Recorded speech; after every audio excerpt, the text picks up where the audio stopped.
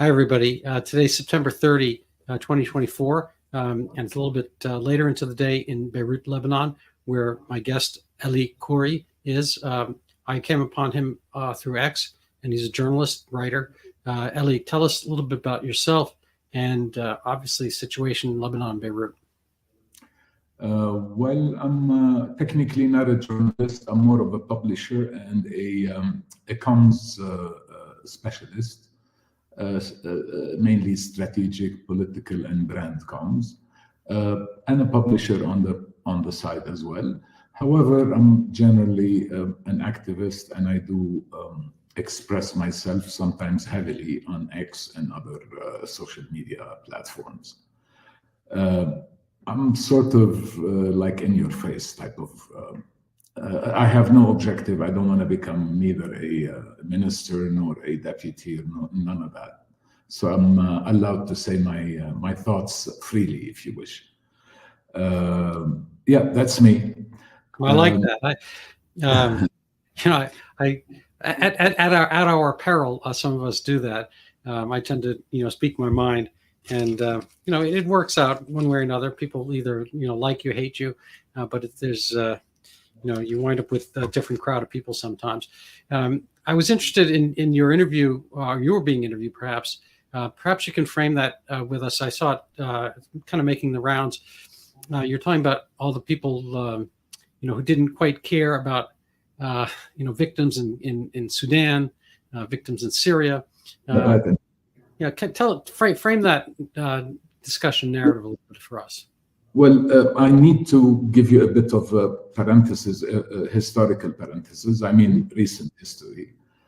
Since the formation of the country, I mean, in 1920, and then the independence of France in the 30s or 40s, I think. I'm starting to lose dates. But since that time, the basis of the country was built upon two premises. That there are two main communities in the country. One is labeled as Christian, the other is labeled as Muslim, that own or share that country together at equal base, and that if you want, a neutrality from regional issues would be the norm.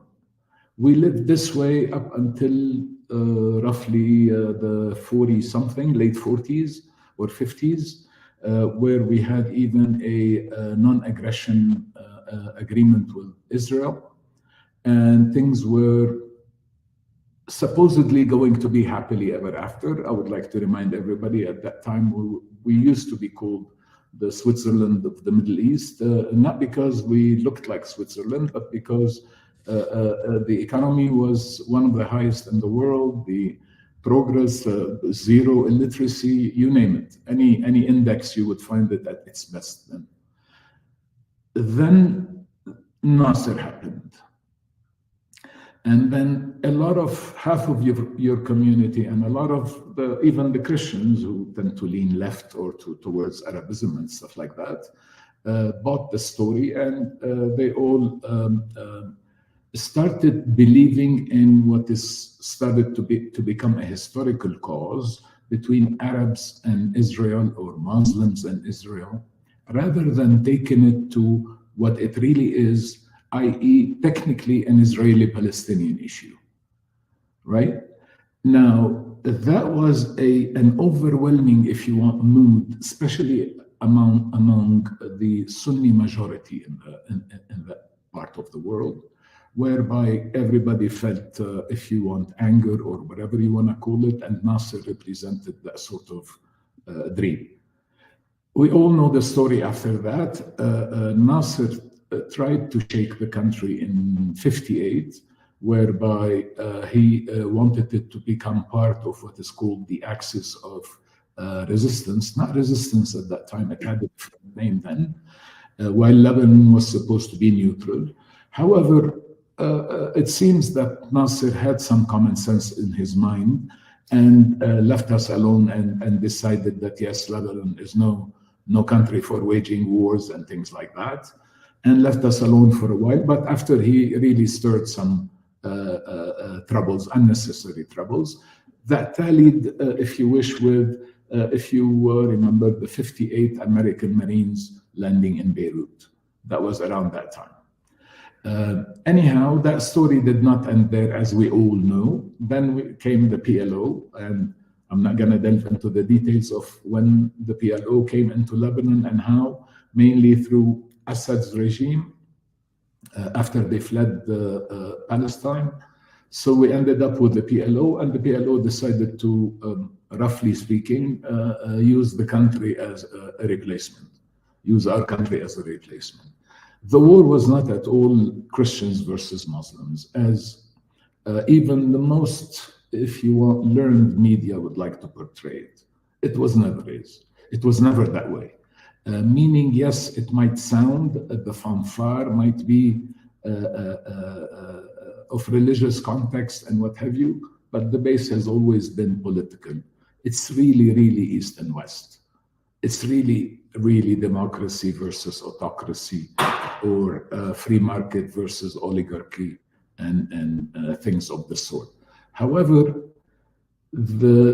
especially the Axis tends to want to utilize, if you want, religion to its favor, and because they would like to turn any fight, whether it's Israeli-Palestinian, whether it's Lebanese left versus right, let's say, whatever the fight is, they would love to turn it into a religious fight so that they accolade it to a historic event that needs to rally everybody, and that's where the term comes. No voice comes above the voice of the battle. Hmm. So that battle started with Arafat. We got rid of Arafat with the help of the Israelis. Then we got a beautiful president in place immediately after that, only for the Assads to assassinate him. Is that Hariri? No, that's Bashir Gemayel. They assassinated him 15 days after he took office, just before he even took office, and after he was elected, I meant. So the first assassination to prevent Lebanon from standing on its feet and get rid of this duality, the battle was lost, I mean, from a Lebanon angle at that time, because the Assad managed to assassinate Bashir. And after that, things started degenerating back into rendering the South, again, it used to be PLO land, Fatah land. It then turned into Baath land, and now it's Tehran land. So we've been renting that space to probably the three worst regimes you could think of.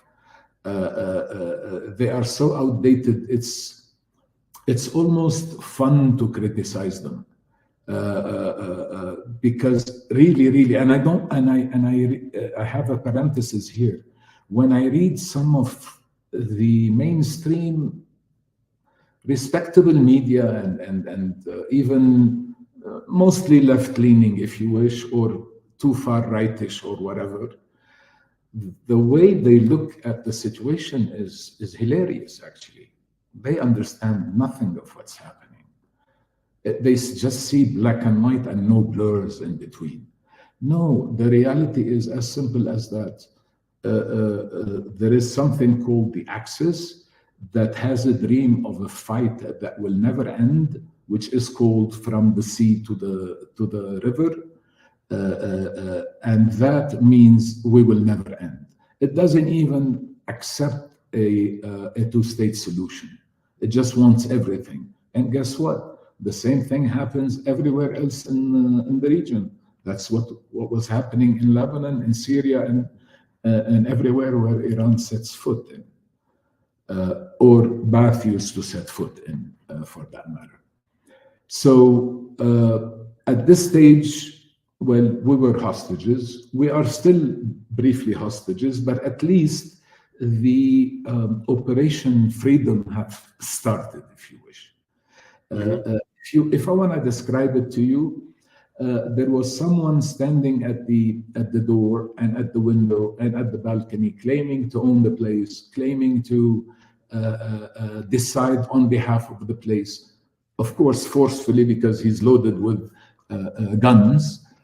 And then all of a sudden, and you were the hostage inside the house, all of a sudden the hostage taker is now trying to hide under you, under the table, under your chair, where he was screaming hell at you, saying that he's protecting you. He's now under your protection to even breathe. His family is under your protection. His whole population is under the protection of the Lebanese Republic. If there wasn't a Lebanon Republic, I don't think Israel would have ended, or not, it hasn't ended yet, would end its operation just with Hezbollah. Because there is Lebanon, Hezbollah survived so long. Yeah. But when it became unbearable to Lebanon first, it also became unbearable to Israel as well. Yeah, there's a lot to unpack there. Just as a side note, I mean, Hezbollah is not part of this kind of ethnically based constitution, or however you have the governance, where I think the prime minister's Muslim, the president's Christian, and somebody's Druze. I'm not sure which minister. They're kind of like new onto the scene. There was, I think, maybe in the 70s, 80s, there was a thing called Amal, which I think was the Shiite representative. How did it turn into Hezbollah? Do they have any actual, voice or stake in the real government? Or are they just kind of like a shadow, government acting on their own unilaterally because they can? No, here's the situation. Right before 2022, the elections, the last elections, Hezbollah and his allies had over 2/3 of the parliament. After those elections, they lost that 2/3. They don't even have half. They barely have third, and with some muscle stretching, they might have half. But here's the thing. We do not need to, if you want, pair Hezbollah with Shiites. Of course, it's only it's a party that is only Shiite, but it does not include all Shiites, nor do all Shiites subscribe to Hezbollah. Amal itself is also a situation, a hefty situation, albeit. In fact, it used to be the main one before Iran replaced Assad in the country. So if you want, I would give them equal weight. However, there is also a lot of, if you want, not being able to speak, silent majority there also. Majority, I would not, it's probably an exaggeration, but a hefty amount of people among the Shiite community also who do not agree to all of this. So if you want, Hezbollah is the issue only because Hezbollah has two problems and they are structural problems. The first item, which a lot of Western media fails to see, that Hezbollah actually is not a legal party in the country, because the constitution and the laws of the country would not allow you to start a religious doctrinated party. Of course, most parties have some sort of a color. One party has a Druze color, the other has a Christian color. Amal has a Shiite color, but it is not about some religious fantasies that the whole country need to follow. It's about the country and the community itself. So they are not religious, they are communitarian, if you wish. While Hezbollah is an indoctrinated foreign Shiite, a form of Shiite that is foreign to the country, that was not present in the country before the 80s, early 80s, and it was financed and infiltrated into the country and became dislodged only by the Ba'ath allowing it, and of course citizens, looking the other way when they're busy with their own affairs and the troubles of the country. So there is no harm at all in describing Hezbollah for what it is, and that does not mean one is describing a certain sect as such. Mm-hmm. No, I understand that. It's it's a little bit of like a Venn diagram. It's a subset of the Shiite population. I get it. I would like to pair this with this idea. It's like when you're, if you want, cursing a Nazi, someone would actually ask you, why are you cursing the Germans? Not to mention that the previous, the other organization or party called Amal has also its substantial roots and size and used to be the prime one. However, what is not known and people don't refer to is that Hezbollah in itself is actually a party that is unconstitutional. It's illegal because in Lebanon, you are not, according to the constitution and the laws at least, you're not allowed to have a religious party. Meaning, yes, you can have a national party such as Amal, which is, okay, it has a color, a Shiite color. There is a party that has a Shiite, that has a Druze color. There are parties that have Christian colors, but they are essentially community parties. They are national parties that busy themselves mainly with a certain community. While Hezbollah is first as an ideology not local, it's not from the country, it came from Iran. It's foreign even to local Shiite or Shiism, if you wish. And it occupies only a portion of Shiites, which is not, the totality of the country. However, in terms of politics, they only have today about roughly, even with their Nabih Berri, with their ally, they have a third barely, and they can muster through force, which they probably don't have anymore, more seats. So they lost their, if you want, grip on the parliament. Now losing their grip on war is another story. So technically, there are 2-3 things that can be, if you want. Sorry, I lost my thoughts here, so you can. No, that's okay. That's okay. It's really about Hezbollah as a political party and Hezbollah as a governmental force. Historically, they weren't really part of, the kind of history and fabric of Lebanon. Not until the 80s. And I think Lebanon, presents a country that people, here they may be losing the mix of, Egypt, Syria.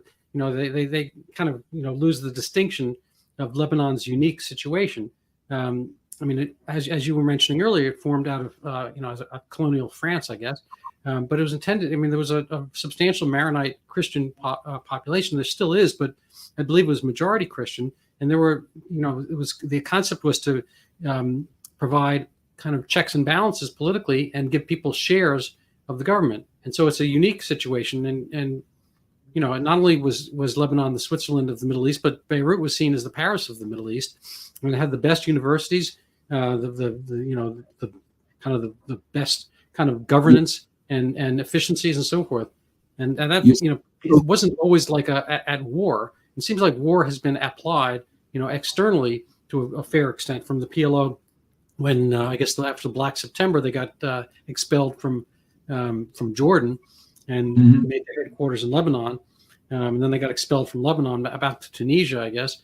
But it just seems like it's one of those places that's been at the juncture of a lot of different forces. I'm wondering, talk about the recent occupations of Lebanon. Syria was there, 25 years till the early 2000s, and Lebanon and Israel, kind of defensively took south of the Litani River, I think, for 22 years or something like that. How did the people in Lebanon react to those things? I thought Syria was never going to leave, frankly. I was surprised they did. And have they left? And what's been, kind of the concept of kind of Lebanese nationalism? Is there an urge, for Lebanon, for Lebanon's sake, or to stop being the crossroads and under the footprint of these other powers and forces? Well, first we have to understand. I mean, I'm sorry, it's going to have to be a lengthy explanation. No, that's good. That's what I'm here for. I like to learn. All right. So first, we have to remember one thing. Though they are called by sects, i.e., I'm called a Maronite if I were to be termed by my own sect, and the other is called a Druze or whatever. We don't actually call ourselves. It's a way of identifying where we come from. It's more of a geographic, societal identification of, if you wish. And it has historical roots because a lot of it is more geographical than historical. You will find a kaza, which means a district, that has been for hundreds of years and even probably over a thousand of years of two communities or three or four or more, like Druze or Christians or Shiites or Christians or Sunnis or Christians and so on and so forth, living together and living peacefully most of the time, unlike what people tend to believe that we've always had trouble. I'm trying to explain this to say that this sectarian identification is mainly, unless in time of danger, is mainly a geographic sort of social identification that no one, i.e. reciprocally from either sects, would be bothered by. It's not like you're talking nonsense. However, in the law, you are not supposed to have a religious party. Therefore, most parties have to be national and allow everybody to join them. Well, if it turned out that a majority of certain sect only joined that party, then the party becomes, if you wish, with a sectarian color. That has nothing to do with the case of Hezbollah. Hezbollah is a foreign agent to Iran, no matter how many Lebanese think he represents. For all we care, I mean the rest of the Lebanese and from all sects included, we don't care what the Iranian thinks. We don't care what their objectives in life. We don't care what they're trying to tell us they want to do. In fact, we don't believe it, let alone we don't care.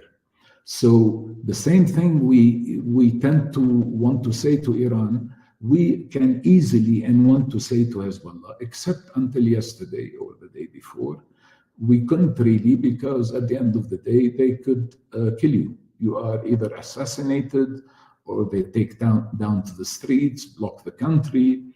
They could do whatever they wanted. I wonder if they can still do this. Some warn that, you know, the next generation of leadership might take to the streets and create trouble. I personally doubt. I think people have had enough. But anyhow, I diverted here. I hope this answered your question. Yeah, absolutely it did. I had on Putkin Azarmer on my show a little while ago. He lives in London and is an Irani expat, having left, I think, after the 1979 ascension of Khomeini, you know, the revolution, whatever you want to call it, the Islamic Revolution. He actually was told me that Khomeini, his thoughts, I guess, you know, his madrasa was in Beirut or in Lebanon. And a lot of the seeds for this kind of Shiite, say, I don't know if you want to call it what you want to call it, ascendancy or. No, I see where you're going with that. If you don't mind, I'll answer quickly. No, it's exactly the opposite. Shiite Lebanese Shiism, if you wish.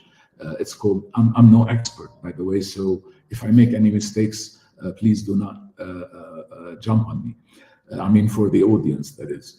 But for what I know, it's a local Shiism, if you wish, that has that did not look like this before. This form of Shiism came from Iran. Now, the story of coming from Lebanon is not about Khomeini, is about Iran itself becoming Shiite. Iran used to be Sunni, And when they decided to become Shiite, just to counter the Turkish opponent, their enemy were the Turks at that time. So Iran was Sunni, Turkey was Sunni. They were killing each other. Iran decided to become Shiite for some, I don't know, I'm no expert, I said.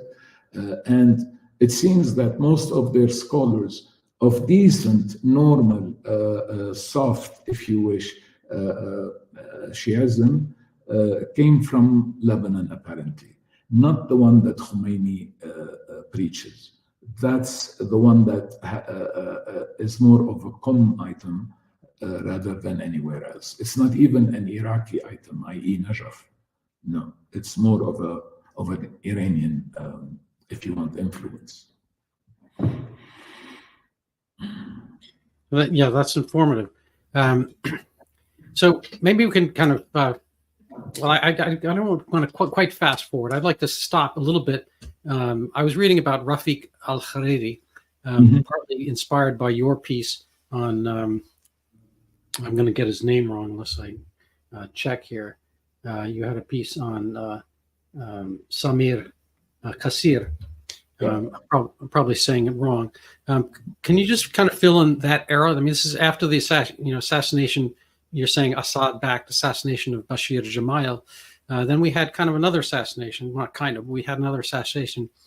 I guess even after he had left office, Rafiq al-Hariri, who was an interesting man, kind of very widely accomplished, and it seems, from my vantage point, respected and beneficial character on the Lebanese scene. I mean, somebody who didn't have to do that, had enough money to do anything, and politics, as we understand, can be dangerous and bloody sport. What happened to him with him? Why was he assassinated after, I guess, he had already left office? And what's been the fallout from that? And then again, who did it? Okay. Well, here's the thing. Bashir Gemayel in reference and Rafiq Hariri in reference. There is also a third assassination of substance, which is Kamal Jumblat, the leader of the Druze at that time. There is also the disappearance of the leader of the Shiites of the time, i.e. Musa Sadr in Libya. If you've noticed, I just mentioned a number of names. That doesn't mean these are the only names. I'm talking about these are the highest of the highest, if you want to talk about community leadership. These were the aspirations and dreams of most of each of these sects. Well, all these were assassinated by the same axis, changing management in time. While Bashir, Rafiq, Hariri, and all the ones that were assassinated after 2005, including a lot of them that were friends of mine, were all done by the Syrian regime, either by the father before, i.e. Bashir, or by the son after, including with Hezbollah's cooperation, if not at least knowledge. And in many cases, like the Hariri case, it was the execution part was Hezbollah's, if you want, responsibility. However, I'm trying to say is it's an axis problem. It's not only an Iranian problem. It's not only a Syrian problem. It's really a problem of about 2-3 regimes that are controlled by authoritarian, outdated, archaic, I like to call them 50s black and white parties that think they can change the world at this late age in time. These parties are the Ba'ath in Syria, the mullahs in Iran, and I don't know how many other, if you want, delusioned regimes there are in the region. These are not normal regimes. They are bound to crumble, as Syria did, and Iran, I would estimate, it will eventually crumble. Nothing abnormal remains. Well, it's a tricky one.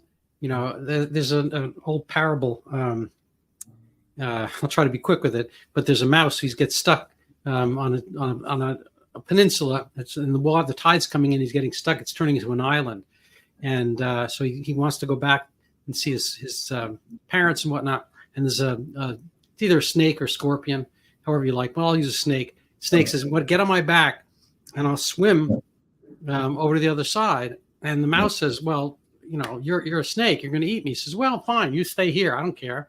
It's getting dark, and the little mouse is scared. It's fine. It gets on the snake's back, and they're swimming halfway over, and the snake reaches back and starts to eat him. It's like, "Well, you made a promise. You made a promise." It's like, "Yeah, but I'm a snake," Exactly. something like that. Anyway, it remains to be seen who eats whom here, in a sense. If Hezbollah is part of this kind of axis and this concept, which I think is fairly prevalent in certain aspects of Islam, of conquer, of forming the ummah, kind of rebring, whatever, the caliphate. I mean, whether it's, Al Qaeda is inimical to say the mullahs in the sense, but kind of have the same dream of having the world ruled by religion, by unitary, uniform belief in a religion. If you want, the first is our gangs. The latter is more like organized gang mafia. Fair enough. But in the case, I think it's Lebanon is a sense an anomaly in the Middle East, and it's harkens to an earlier, maybe more naive, more idealistic concept of people getting along and working things out. I don't think that's impossible. Obviously, the United States has long been a melting pot of different peoples and religions. So, the concept of the government is that there's kind of this battling coalitions, and nobody necessarily gets all of the pie all at once. But in the case of Hezbollah, that seems what they want. I'll just kind of segue to one example. I want to hear your thoughts on this. This is a video I saw about a year ago, and I wish I could find it again. Maybe you know what it is. It was a professor in Egypt, and it's 1970s or probably in the early 1980s, Sadat era. And he's asked about the Arab-Israeli, whether there could be land for peace. And he says, it's not about land. It's only about religion. And he's a secular guy. He's wearing a jacket and tie, and he's in Cairo. And he says, how do you mean? He says, well, look, if tomorrow everybody in Israel, all the Jews converted to Islam, they would be part of the Ummah. There would be no war. Everyone would lay down their arms. It's not the land. It's the religion. It seems that's kind of the unitary force. It harkens a little bit back to what you were saying on that video, that people don't seem to have the same kind of care or concern when it's within Islam. That when ISIS was had their own country in Syria / Iraq and whatnot, and they don't care about people dying in Sudan one way or another. And so forth. I'm wondering whether you have any thought and comment about whether this is all just, we're just kind of on a certain page of a bigger book, which is a religious war. Well, I'm going to, again, take all these sects that you just mentioned, mix them all up and put them in certain boxes to explain the situation, hopefully better. Lebanon and the rest of the Middle East, at least those countries that want to live peacefully and want nothing to do with wars and trouble, such as the GCC countries, Jordan and Egypt and the likes. And Lebanon should have happily been one of them, naturally, that is. All these countries have the same kind of, if you want, social opinion construct. It varies in sizes, it varies in degrees. There are shades of grays, white and blacks, and whatever.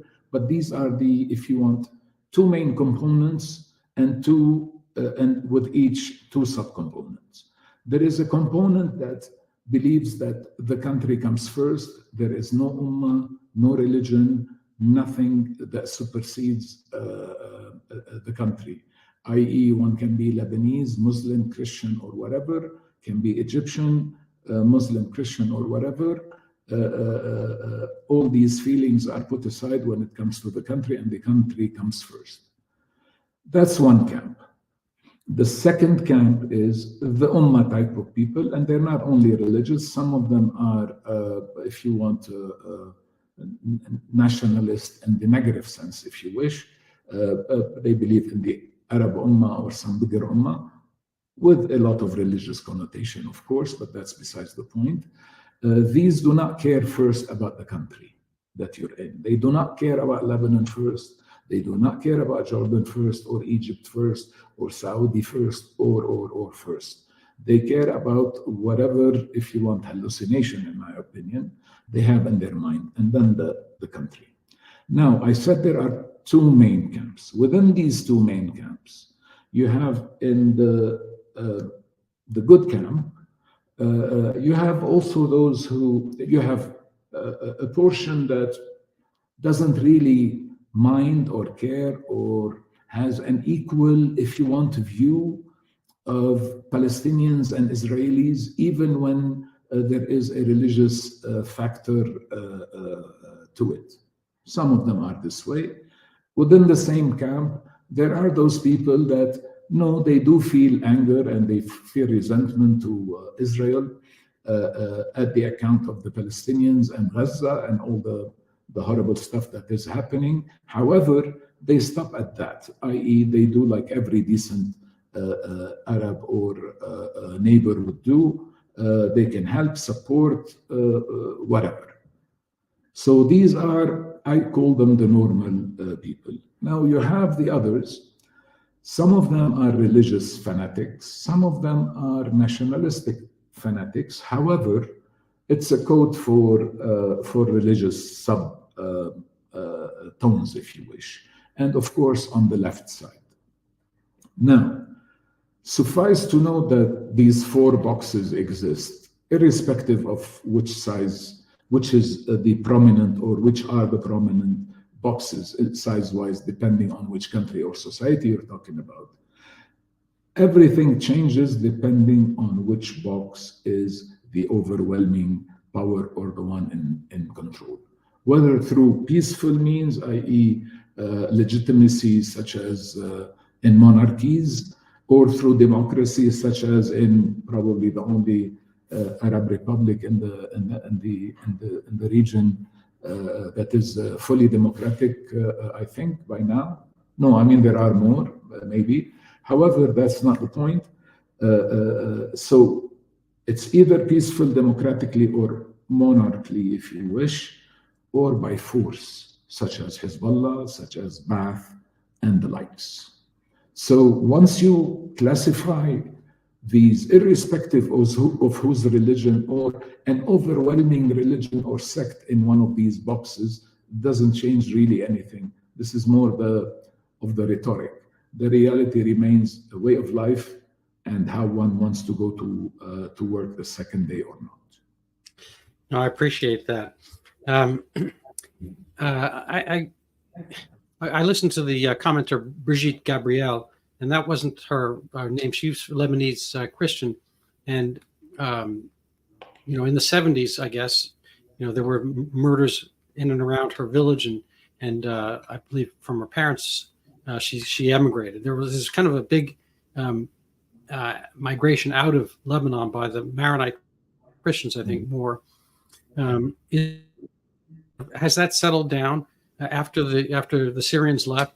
Yeah, Hezbollah seems to be more towards Israel, but are things kind of quiet? Can people go, you know, from one part of Beirut to another, or are they safe within certain parts of it? Say North Beirut versus South. No, we're really an amazing. I mean, considering the size, it's a small country. It's barely the size of Maine, I think. The amount of sects and communities living together everywhere. I'm talking rural, I'm talking city, I'm talking you name it. Whether you're up in the mountain or down on the beach, it's the same thing. People do live together. Of course, there are, you know, ghetto-like areas where some certain poverties in some cities, or you know, as any country in the world. If you take the population minus the infringement of regional parties, i.e. I call them ballistic parties, i.e. parties that believe in transnational causes, if we are protected from these, remember we're a small country, if we're protected from these, the people will have just tons of fun. And I understand the agony of a lot of Christians who suffered. I'm one of them, who suffered even massacres and loss of friends and families and personal safety issues, and you name it, and having to leave the country and flee it a million times, and to live outside the country for as long as I could remember, so on. So all these are there, of course. But a lot of people have realized that it's not the neighbor itself, or is not the other person in that other town or that other street who's actually the enemy, that the enemy is actually someone from outside.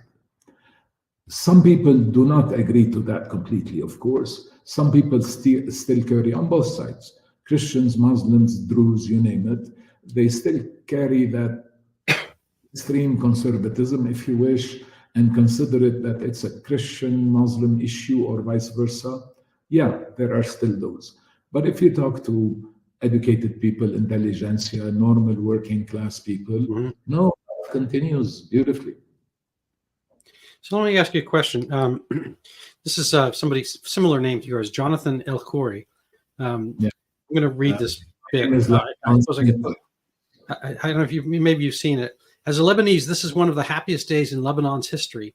As a Middle Easterner, this is one of the most transformative days in the Middle East. As a human being who holds peace before my eyes, this is the most important day for our region. Nasrallah and Hezbollah have terrorized the Lebanese people since the 1980s. He is responsible for the continuous downfall of Lebanon's economy and sovereignty.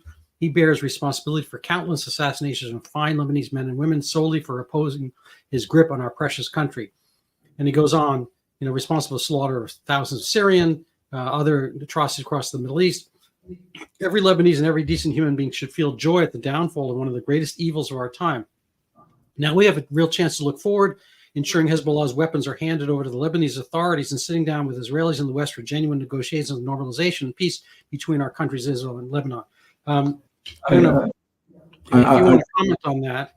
I don't know if you've read the article I sent you. It's actually summarizing all what you just said. Yes, however, I did read it. I'll put it up in a second. Yeah. However, he is no. It's not the most important moment in our history. No, there are equally and more important points in our history. It is an important one, but not the most important one. Transformational for the Middle East, yes, at least for the Levant in the Middle East. Indeed, this war that has not ended yet, which so far has taken away the leader of Hezbollah and his entourage and his cabinet, whatever, has probably, I can't tell, has probably made Hezbollah lose the war. Now that's between Israel and Hezbollah, meaning whether Israel claims that Hezbollah lost or Hezbollah claims that he won, or vice versa, or whatever the case, there is another factor that we need to take into consideration. No matter Hezbollah's position vis-a-vis Israel now is irrelevant, irrespective. Hezbollah has lost vis-a-vis the Republic of Lebanon first. Hezbollah's claim to fame has been always the fact that it can actually deter or protect, which is never the case, Lebanon against Israeli aggression. Of course, they don't mind at all Iranian aggression or Syrian aggression or that's besides the point, but only Israeli aggression. But Israeli aggressions do not happen unless somebody from our rented south aggresses them. So by getting rid of the axis, no other Lebanese wants to play the game of throwing stones at the neighbor's glass, even if a person is not, considers Israel as an enemy or as a negative country in the world or whatever, but will not go as far as jeopardizing his security for expressing his opinion. Like you would see in an American university. We have a lot of these here too. So that could happen, but that does not create war. So yes, without Hezbollah, without the arms of Hezbollah, I don't care, or no one cares if Hezbollah remains as a group. Maybe changing the name and the doctrine might help. But it's the arms issue that is the problem. And I don't care if that's Israel's objective as well. I don't care if Israel would like to see Hezbollah's arms destroyed and Hezbollah destroyed. That's not what I care for. I care for what Lebanon wants. Lebanon cannot afford, does not want to have Hezbollah nor the arms of Hezbollah. That's has been made as clear as possible with elections, with media, with every voice that you can or as many voices as you can see on the social spaces and media. No, that's well put. I'm going to put in the background your article here. This is I guess it's titled "The Next Day." It's in nowlebanon.com, and you can't read it right here, but there is an X article as well if you wish. It's up to you. Oh yes, I saw it there as well. Yeah.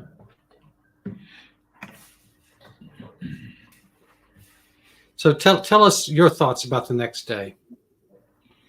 Well, first we have to see what the next generation of Hezbollah leadership is going to do. So far, we've been promised that they will continue fighting. Of course, that means Israel is going to continue fighting as well. So far, hoping, of course, there are collateral damages that are, one could hope that they don't happen. Of course, there are agonies of the people and children and families, which I'm so happy that anybody from any community in the country are actually being helpful and being supportive of all those who are refugees now or are fleeing dangerous areas. However, the war seems to continue being surgical, which is, it works, at least from Hezbollah or military point of view. So unless there is a land invasion, which I personally don't think it's necessary, but how am I to think?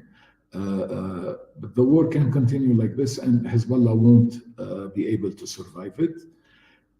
But that's besides the point. The rest of the work is internal. We need to tell the new leadership of Hezbollah, not me, I mean the deputies, the responsibles of the parties, at least those parties who claim to care about the country, they need to tell the new leadership of Hezbollah that we do not care whatsoever about your opinion about how the security of Lebanon is maintained, nor how we should run the country, nor anything of that sort. We first need to fix your legal situation and see if it works with democratic norms. And then, of course, that excludes any possibility of having your own arms or your own machine for that resistance thing. Anyhow, they used to have a claim that, well, we cannot let go of our arms until the Lebanese army is well equipped. Well, here's the lie, it exploded on its own. Well, what do you want? Well, now you're saying that because Israel and the whole NATO and the whole Western world is attacking you, you are in trouble. Which meant that all the armament that you've been promising will not counter Israel and the NATO. So do you expect the Lebanese army to what? Reach up the level of NATO to counter it? So the whole premise, that whole, if you want, naive premise that a lot of people actually reverberated in the country is now destroyed. It's meaningless. When you fight Israel, at least as an army, you are fighting Israel and the NATO. Let's not kid ourselves. And America and almost every country in the West. So realizing this deletes that claim that, oh, we won't give our arms until the army is well equipped to protect us from the Israelis. So they lost their claim to fame. Their second, they have no other claim to fame, especially that they've been in charge of the country for about 30 years now. They took us to a bloody disaster, the port explosion, a financial Ponzi, i.e., if they were a board of directors of a company, they would be not in jail now, they'd be hung. Yeah, it's well put. You mentioned the explosion. Management-wise, they blew it. So in war-wise, they blew it. So what else is there? Just get the hell out of here. Right. Well, there's a couple of questions. First of all, a side question is that big Beirut explosion from a few years ago on the wharf, on the pier next to the water there. I'm wondering what that was. I mean, we never really heard the answer to that. Was that a Hezbollah munitions cache? Why did it go off? So forth. But secondarily, I think to some of your points you mentioned earlier that Hezbollah seems to be an applique. It seems to be part of what you call an axis. It's not necessarily inherent to Lebanon. Absent Irani money and absent Irani influence and absent Syria, I guess forced by the the Bashar Assad Irani. They have Syria's borders to get to us, the Iranians. Remember that. But without kind of the Irani nurturing of Hezbollah, would it still be there? And would it be there going forward if that somehow could be broken? Not at all. Not at all. No. Maybe if Nasrallah was still alive because he had some kind of population charm or charisma and whatever you want to call it, he would have probably been able to keep the party as a political party or as a personal political party, if you wish. But other than that, it's impossible now. Without the arms, Hezbollah is meaningless, at least in local society. So to that extra point, there's a Lebanese army ostensibly. They just kind of have a truce between Hezbollah, or does Hezbollah influence the Lebanese army? Is there a Lebanese army? And how do they kind of view the picking off of these, kind of armed missile silo villas and so forth? This might come as a surprise, although we're in a hostage country. But we still practice a minimum of democratic norms, i.e., the army would not take action if it's not given the order by the political leadership. Well, absent political leadership, the army does what the army can do, which is at least maintain, minimum internal peace, avoid friction with Hezbollah, avoid friction, in fact, with anybody else that might want to cause friction. What I'm trying to say, unless there is a president and a speaker of the house, i.e., with the parliament that is nicely elected, and a government of what you'd call not private sector but capacities that is sovereign, the whole Hezbollah role won't be present even. But I need to remind you of one thing. Do not dissociate, at least so far, Hezbollah from all the axis. Meaning, if you cannot just get rid of one of the items. If you don't get rid of Ba'ath, it doesn't mean you're done with the problem. If you get rid of Hezbollah alone, it doesn't mean you get the problem. Though Hezbollah might be one of the star of the moon. I'm talking about you have to actually get rid of the tentacles. And ideally, get rid of the head of the octopus, not the tentacles, because the tentacles will then degenerate on their own. But if you're about tentacles, at least go as far as Syria for a cleanup, meaning Hezbollah, Ba'ath. I think Houthis should be also tucked down, hopefully by Israel or the NATO or the US or Arab forces or whomever. But I think the neighboring area of the GCC, namely Yemen and Lebanon and Syria, because Jordan is part of GCC by now, these neighboring countries through the GCC can be cleaned up now. Yes. Well, we're rounding out the hour here. I very much appreciate your having kind of given illumination of the situation. I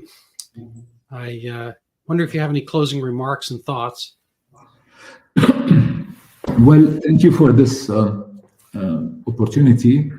I hope I wasn't, the stories are so many, so I hope I wasn't all over the place. But there is one single item, is that we need to remember that Lebanon, the population is not the issue. Lebanon's problem is its neighborhood. Not necessarily Israel. Israel is not usually in the business of attacking Lebanon until Lebanon attacks it. But Syria is, Iran is, and previously many others. So we need to learn, or we need for everybody to realize that Lebanon is like Cyprus, is like Israel, is like Palestine, if and when Palestine exists as an entity, like Syria, if and when remains a single entity. All these are neighbors that we want to live with and go about our work. We are fed up with wars. We want to build a beautiful little place that people would look at awe when they visit or see it. That's all we want to do. And we want to love each other regardless of some backward mullah or autocrat, mullah in Iran and autocrat in Damascus wants to think. Well, I second the emotion and the thought. So thank you so much, Eli, for being on. I will post this up on Twitter. We'll give your links as well. The link, please. Yeah. So you have a wonderful evening. Thank you so much for joining.